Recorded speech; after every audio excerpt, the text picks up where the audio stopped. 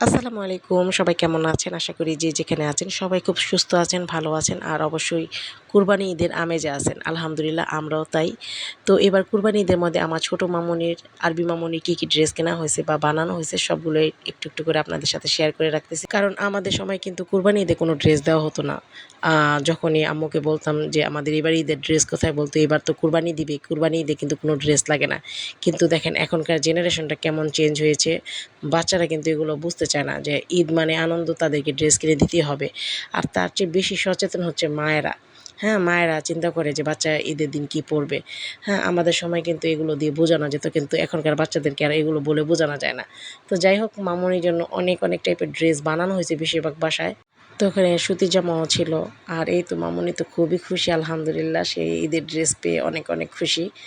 তো তার খুশির জন্য কিন্তু তার মায়ের এত চেষ্টা, এত প্রচেষ্টা, প্রত্যেকটা বাবা-মায়েরই সন্তানের মুখের হাসির জন্য কিন্তু এত কিছু করতে হয়। তো প্রত্যেকটা ড্রেসই আমার কাছে খুবই ভালো লেগেছে। আর সবচাইতে বেশি ভালো লেগেছে এই ইয়েলো কালার ড্রেসটা। এটা ঈদের দিন পরলে আমার মামুনিকে অনেক কিউট লাগবে মাশাআল্লাহ আলহামদুলিল্লাহ।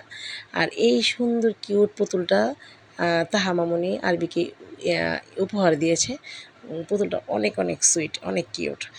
তো যাই হোক, সে পুতুলটা পেয়েও অনেক খুশি, অনেক খুশি।